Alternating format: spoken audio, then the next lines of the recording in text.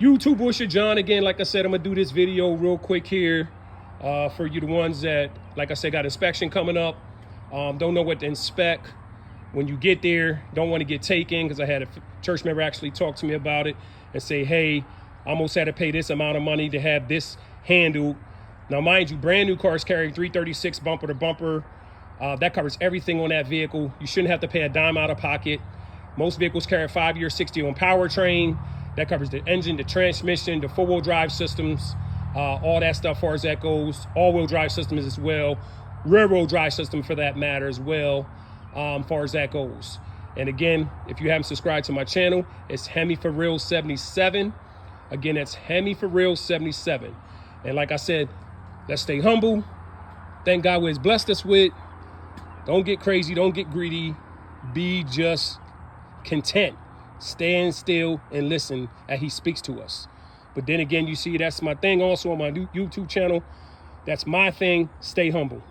And I can't emphasize enough. Like I said, this is the Legend Last Call 300C. Okay? All right, without further ado, guys, I'm just going to show you a few tips, like I mentioned already, how to get ready for inspection. So I'm going to pop my hood as soon as I can find it, where the world the thing is. Okay, here it is. Bear with me, because I'm working the camera and everything at one clip. So when you're looking at the motor, when it's brand spanking new, down here where my hand is right here, or under this wire, this black thing is a valve cover gasket. This is a valve cover. I'm sorry, right here where my finger's pointing. This is a valve cover. This whole thing's a valve cover. This right here is just a cap. But between the cover where my finger is and the metal behind it, where you see me pointing to, right here, let me zoom in. Where that plastic cover is right here, and that metal part is a gasket. When they start getting higher miles, they start leaking oil. That can be an inspection issue, because it may start leaking on the ground, okay? Inspection wise, also, they may check these hood props right here, that they stay up, because that's a kind of a safety thing, so you don't get hit in the head, because they don't have a rod. For maintenance wise, once the oil change, if you get an oil change, you can pull this dipstick right here. Long story short, come out with it, just to show you guys. Hold on. This car's brand new though, so it's going to be clean. And you look on my dipstick right there, you got like a grid. Let me see if I'm right about that. Oh, wrong way. Turn around. Yeah, you see that? I'm gonna sit it down just so you guys can see it better, because it's hard to show it that way. All right, let me see. In the world, this dipstick is different. Oh, yeah, okay. Now, if I pull away a little bit, I don't know if you guys can see that grid or not. It's hard because the oil is so fresh, as you can see. But there's a grid line on that. You want that to be at the minimum. And you notice that oil is really clean. You don't want that dark brown stuff, because that's dirty. That's no good. And I would say normally around 5,000 miles on an oil change is sufficient. It's no sense anymore doing a oil change at 3,000, 5,000, because a lot of these are conventional blends, and conventional blend is a regular oil with synthetic base in it that allows it to last longer. A lot of these new engines have a lot of clearances, so to speak, so you really have to run to that issue. And this, by the way, not getting off topic, but this 300C has a 6.4 Hemi, and notice it has the weight of that oil, of course, is 0.40. That's full synthetic. I was told by a mechanic, because I'm also mechanically inclined and I have a mechanics background, you ain't got to change this to 5,000 miles. So you guys worry about braking and all that kind of stuff, you're not going to hurt that motor. Keep in mind. That's called a mechanic. And actually it tells you not 5,000 miles, but 6,000 miles, long story short. Okay, another thing they're going to check on your car, so you guys know, is the outside exterior, the body. Okay, any rust along the lower rockers, like along here, along that way of the car, anything like that, along right here, the wheel wells, up inside here, as long as it's not poking holes through or metal, you should be fine. Okay, tire wise, actually I need to go ahead and start the car, so bear with me. I'm gonna start the car so I can turn the wheel out. All right, okay, this is very important, because when it comes to tires, just so you guys know, this is a brand new tire. okay? You can see how deep these pleats are in between here. But notice right here, and it's important that you listen to this. These little lines in here are markers to let you know when that tire is getting low. So as far as tread wear goes, okay? That's a wear indicator. Right now, you can see mine is very deep. You're only allowed 230 seconds PA state inspection. And keep it real with you guys, that's garbage. You don't want that, okay? Now I'm gonna try to get inside here with the camera, if I can, and show you like the struts and stuff. I don't know if you'll be able to see them. Yeah, you can. Mine's is brand new, but they're looking at the springs, as you can see right here, no cracks. And they're looking at that yellow thing, which is my shock, which these are KYBs because of the suspension that this car has. But any other vehicle, same thing. If you see like up by that spring right there, and you start leaking, or you got some bounciness going on when you're driving, then that's going to not pass inspection. And then when it comes to the stuff like back here, like that's your lower control arm. And then down here is a ball joint. That one right there you see what looks like the bottom part. I can't really point because I have my camera in my hand, but they test that too. And you can see that big nut at the bottom there, not the silver nut, but the big nut on the bottom. That rubber looking boot is a lower ball joint. They check that loaded and unloaded, so to speak. When I mean loaded, it's still on the ground. Unloaded, they sometimes take it off the ground and make sure there's no play in that lower ball joint, long story short. If it is, if that boot's tore, it's going to fail, okay? Long story short. Now this car also has stabilizer bushings, which is that black bar right there that you see connected to the yellow. Those also wear sometimes. That has to do with your suspension as far as handling and stuff, okay? And then inside here, I can't know if you guys can see that, but it has upper ball joint as well, okay? So that's the stuff you're gonna be paying attention to. Now, once the car gets state inspected, you will get a state inspection sticker that looks like that, which is 6 of 24. That lets you know that's the 6th month, which is June, years 2024. You actually get your inspections done. You can have the inspections done 3 months prior before the inspections actually due, just so you know, okay? All right, I'm gonna shut this car off. Bear with me.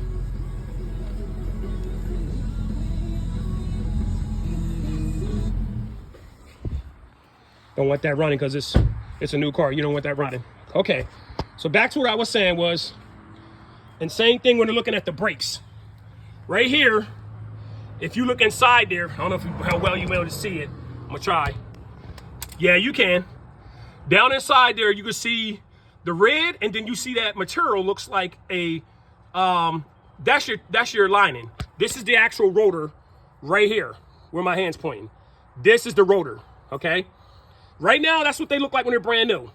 When they start getting old, and here and out here will start to wear, okay? A lot of rotors have a machine tool spec, which means you can turn them, and mechanic technology speaking, or cut them.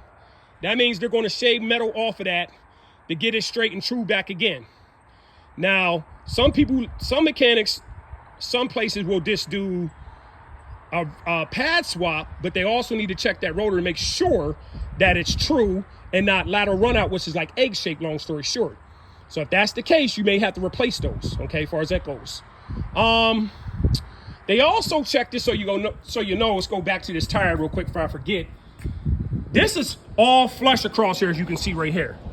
Across this whole tire, here and here is flat, as you can see. But if you put too much air in those tires, this middle part will wear right here first. And you'll notice this has got a lot of meat on this, a lot of tread wear on this side, a lot of tread on this side, but nothing hardly in the middle. Too much tire pressure, okay? So in that case there, you wanna go inside your door. This is for inspection purposes still, part of the teaching video. You have a tire and loading information. Now my car is telling you 245, 45, 20s, 32 on the front, 32 on the rear, and the spare, it says none. You know it has a spare in the back, which is going to be 60 PSI. Make sure that spare tire always has 60 PSI. Check that twice a year. You get a flat, blowout or something like that, you need that spare tire, okay? Long story short. Next thing they're going to check on inspection, okay, is for leaks. They're going to look for leaks, like I said, around the engine. Air cleaner wise, this is under here. This keeps the engine running smooth and clean.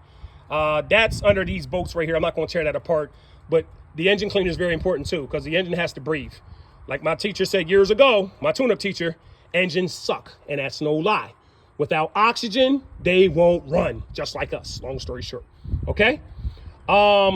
Addition to that, another thing for inspection wise, they do check batteries. As far as that goes, mine's is actually in the back. I'm not going through all that, but if you ever had a jump one, this is right here, it's going to be your positive side to jump the battery, and then this is a grounding rod to put the negative side of the cable too if you had to jump your battery, okay? Long story short. And then your main fuses and stuff is inside that box. Another thing they're going to check for inspection, believe it or not, is going to be this belt right here that I'm pointing to. This belt where I'm pointing to. That's your serpentine belt. If you look in there, I'm trying to see if I can show it to you guys. Oh boy, it's going to be hard how to get my phone down inside there so you can see the belt. Well, anyway, long story short, this is the belt. You can actually turn that with your fingers 90 degrees, and if it hurts, the belt's plenty tight. Now, the belt does have a tensioner. A belt tensioner is this right here I'm pointing to. You basically put a socket on here and pour that towards you, and that will loosen this belt. But don't do that, okay, if you don't want to. A mechanic will take care of that. I'm just telling you what it is. So if you look at the side of this belt right here, which once again, I'm trying to zoom in on this one for you if I can. I know how well, oh, yeah, you can see it. See all these little lines right here? Those are serpentine lines right here. If there's 3 cracks per inch in that belt, it fails, or highly recommended. At least I can tell you that for sure. I'm not gonna give you no bull crap. You don't want that belt pop, because with that belt, that controls everything. From the water pump, the crank pulley downside, there's the big one, cam pulleys up top, your alternator's down right here. Long story short, where I'm pointing, so you can see. Hold on, let me get down there. This is your alternator right here that runs the car as far as charging and all that good stuff. And then the compressor is down there, which is way at the bottom, that runs your air conditioning, long story short, okay? All right, that's that. They also check like headlights and stuff like that. So make sure the outside of the head lens is not cracked. These high beams and low beams work. They're gonna check all your turn signals, left and right, okay, as far as that goes. Believe it or not, they're gonna check wiper blades, okay? So when you lift this up, and my blade is brand new, just so you can see. Let's see here. That's what a new blade looks like. See, it's no wear and tear on it at all. Nice and smooth. There's nothing missing. And I would recommend those probably, all depends how often you use them, but I would say around 10 to 12,000 miles, okay, as far as that goes. And it has a cabin air filter in this car too that keeps things clean inside. Anywhere from 7 to 12,000 miles on the cabin air filter. What the cabin air filter will do is keep everything clean from coming air sidewise into the car, long story short, okay? Other than that, they check your tail lens as well. They're going to check turn signals, long story short. I might as well go ahead and turn this on and show you guys how this is going to be, okay? Because it's the same thing they're going through at the garage. So let's go through it real quick. All right, so when they check your headlights, they'll turn the car on. They'll have the headlights on like this, okay? Now, I have fog lights too. So I'm gonna show you what I mean by that. This is my fog light button.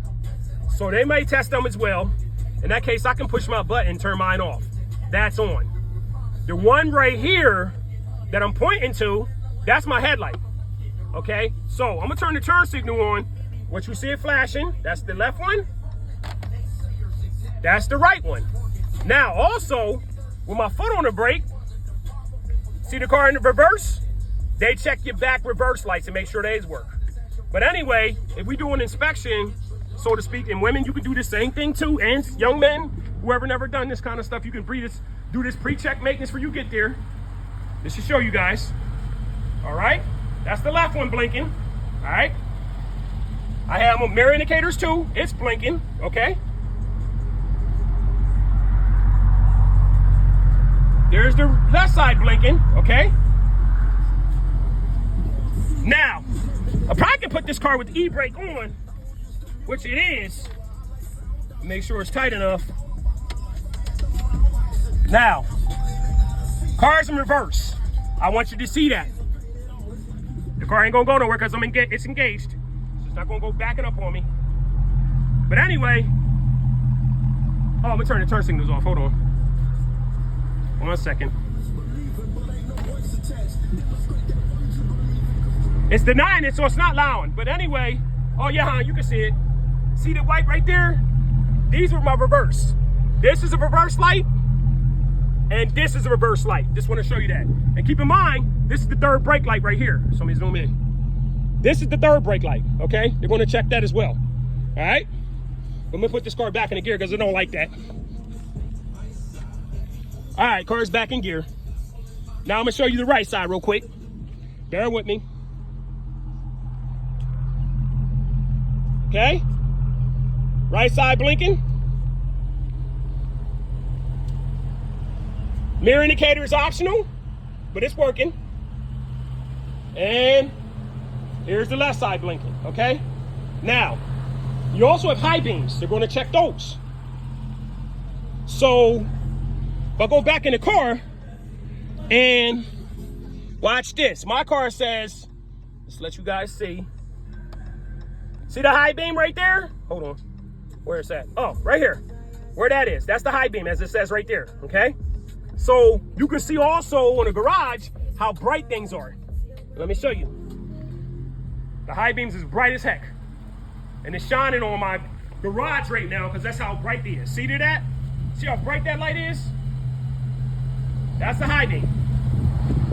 And this car actually has automatic high beams. That doesn't matter, but I'm just using that as a description. You see how bright that light is. That's not my low beams, that's the high. Okay? Other than that, turn signals we talked about. We talked about the wipers. We talked about the body not having no rust. We talked about struts not leaking. They're going to check hoses as well. They're going to check your exhaust. So any hose and exhaust, any loud noise, manifolds or anything of that nature, intake manifold, anything of that nature, any rust in the body underneath the like the floor pans, that'll fail. At least in Pennsylvania it does. And I think, oh yeah, another important thing is glass. If you have any cracks in your glass, in your windshield, let me back up some. Any cracks in this glass right here, I don't care if it's down here or here, get that fixed before you take it to inspection. It will fail. The main part they're going to hit you if you got, especially if somebody hits your window and you got a crack across this area right here, okay? That's the acute area. That definitely fails. I wouldn't want to crack windshield anyway because something hits it again, it's going to be all bad. So have your insurance company pay the deductible and get a new windshield put in the car, okay? I think they do a visual too, so if you just walk around the car with me, we're just going to look. Like I said, they're going to check right here for rust. They rust a lot of times down by here on the fender, on the lower doors. They actually open up the door, believe it or not, too, on older cars. Like you have like 80-some car, 20-some-year-old cars starting to rust. A lot of times they like to rust out right here, okay? Inside the door jamb. The quarter panels like to rust out right here, okay? It's common. Same thing on trucks and stuff like that, like cab corners and stuff will fail, okay? And things of that nature. And as you guys can see here, not to get off subject, this says YouTube Hemi for Real 77. That sticker will be going on this back window right above the Mopar Nopar 300, just so you know. But I think that about wraps it up, guys. So keep in mind also, rotate these tires every 5,000 miles. Get your tires rotated. These back ones here are going to the front. The front should be pulled to the back. All that crisscross, take the left to the right, left to the right, right to the front, pull the right one to the straight back, all that nonsense is garbage. I've been doing it for years. Mechanics been doing it for years. Just take those back ones and put them up front. Take those front ones, pull them straight to the back. Now the back tires are already brand new because in my case, this is a rear wheel drive, so my back tires were faster. So in my case, we pull my front tires straight to the back. They're brand new because they're hardly operating because this is a rear wheel drive car. But opposite, If you have a front-wheel drive vehicle, which means your motor runs transverse, which this car is latitude because there's a drive shaft running to a differential or a pumpkin in the back, okay, my back wheels are going to fall down or get wear faster because it's a rear-wheel drive car. But a lot of vehicles are front-wheel drive. So these tires will wear down faster. So when you take those back tires right here, okay, and pull those to the front, they're going to be new, okay? And that's about it, guys. So hopefully this is very instructive for you. It's some very helpful information. Again, I'm not a PA State mechanic, but I am an auto mechanic and auto body technician by trade, and computers. Been around cars since 1995. Before that, actually, my dad was a mechanic. His brother's a mechanic. All my brothers are mechanics and auto body technicians. It's in the blood. So when it comes to cars, I'm trying to help you. Don't need no negative comments from no mechanics out there. I'm just trying to help people not to get taken. Because if you have like an oil spill or something like that on the ground, that could be multiple things. Like I said, valve covers could be leaking, intake could be leaking. It's only so many places oil can come from. Because you have a oil pan gasket, you have a rear main seal for the engine, which you almost turn the engine apart to get to it. You have 2 valve covers up top and intake. There's not a lot of places oil can leak from, long story short, okay? But if you have oil on the ground, you also got to ask that mechanic, when he changes your oil, did you change the crush washer? That's mandatory. It means what it says. Crush washer means it will crush and pretty much flatten itself to the bottom of the oil pan so you don't have leaks. And they need not to over tighten your oil drain plug too. And also make sure when they put an oil drain plug in, you mention to them, do not cross thread it, and is it in nice and straight. You always want to hand tighten that to start with, and then go ahead and tighten it down. All right, as far as that goes. And then if you are going to do your own oil change, always remember, if you're doing an oil change on ground, you want to block these back tires.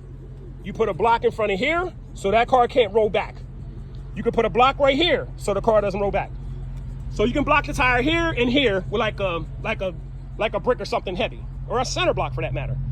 You can put a center block behind that tire and put a piece of wood behind that tire. You just don't want it to move when you go and put it up in the air, okay?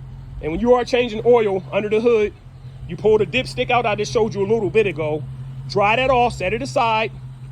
You should know how much oil the car takes. You can go in your maintenance manual as far as that goes for maintenance, and it's going to tell you how many quarts of oil the vehicle takes. Keep in mind, also the oil filter does suck up some oil, so the best way to do that if you are going to do your own oil changes is make sure once you got the oil at level, make sure the vehicle's level too. You'll be on a flat surface. So if you are up in the air with that car, lower that car, make sure on the level surface because you want to make sure the oil level is where it needs to be. So make sure it's a flat surface. And what you want to do is turn the car on seconds, turn your car on for 15 seconds or 20 at the most so the new oil can circulate through the vehicle. And remember, when you're doing your oil change, you want to take a coat of oil on your finger around the brand new filter. So what that's going to do is going to allow the gasket to seal quicker around the oil filter housing, okay? That's creating a bond and a seal. Don't just put an oil filter in there dry and wonder why it's leaking later. I've been doing it for years. I don't care what anybody says. You can take fresh oil, not the dirty oil out the pan. I've seen dummies doing that. Sorry to call you dummies, but I don't know what you was thinking. Why'd you put dirty oil in a brand new filter? Anyway, long story short, put a fresh coat of oil around the gasket. You'll see what that is. Looks like a black gasket. And then go ahead and hand tighten that on. You really don't need a oil wrench to do that. Some guys do if you want to. That's up to you. But I hand tighten it. I just get like a shop rag or something like that. Hand tighten as I can get it. And like I said, once you're done, you ran the oil. Check that level because you are going to use some of the oil that's going to go in the filter. Long story short. Actually, some people actually even fill the filter up with oil, for that matter, at a certain point. So then it's all right in there, long story short. But you do it how you feel fit. But as far as that goes. But that's going to be about it, guys. That's going to give you a maintenance tips on pre-inspection before you take it to a mechanic and have the car state inspected. Okay? So when it comes to tires, again, 230 seconds, you can go to a parts store, Advanced Auto Parts, Amazon, and order yourself. It's called a tire tread depth gauge. Okay? And what you want to do is you want to take that tool right here I'm pointing in the middle of this tire and check here and see what your tread depth is. You're allowed 230 seconds, which is junk if you ask me, or 330 seconds as far as that matter. I don't trust that. I'm putting new tires on at 5:30 seconds. I'm just that way. Okay, and then the brake linings, those up inside here that I showed you before. See that brake lining back there, the black part? You're allowed 230 seconds on those two state inspection wise. There's two types of pads. Bonded, which is glued to the metal, and riveted, actually what it means, rivet to the metal. Okay, but both of those, they allow you, I think it's, like I said, 230 seconds on the bonded. I think I seen 130 seconds on the riveted. Don't ask why, I don't really like that. And rotors, the same thing. If they look like pancakes on the inside of the rotor, which is kind of hard to see here. Yeah, you can see it. See how that rotor's nice and thick, brand new? As they wear, they get skinny, okay? And you don't want that. Same thing with my pad down there, so you can see. See that brake pad down there? Lot of material. That will get skinny, and mind you, in on brakes, they have this thing right here. I don't know if you can see it. I'm gonna try to point to it with my finger. Right here. Let me get down here. Right here where my finger's pointing to, that's a wear indicator. That will let you know when the pads are starting to wear down, and also at the same time, they will start to squeak and make a scraping noise to let you know those pads is getting low. That's an indicator to get them changed, all right? But that's gonna be it, y'all. I hope it was a great video for you guys, a great tutorial and a great teaching video for anybody out there wanna go and get inspections done. At the same time, make sure they did their maintenance like I just showed you. So take time, revisit the video over and over and over if you have to, and that's what I'm telling you, because it's gonna help you in the long run. And not just that's gonna save you a lot of money. Because like I said, these cars normally come with a brand new warranty from the factory, 3-year, 36,000, whatever occurs first, 5-year, 60 on powertrain, even 5-year, 60 on roadside assistance. But when you buy a pre-owned car, more majority of the time you have to buy an extended warranty. Some warranties, all depends what you buy. You can get a powertrain warranty, you can get a bumper-to-bumper warranty. That stuff costs money, but it protects your car. But you can save yourself money by doing your own pre-maintenance on the stuff I just talked about on a vehicle, and save yourself a ton of money and have a good running car for a long time. All right, guys, that's gonna be it for this video, but hopefully you enjoyed it.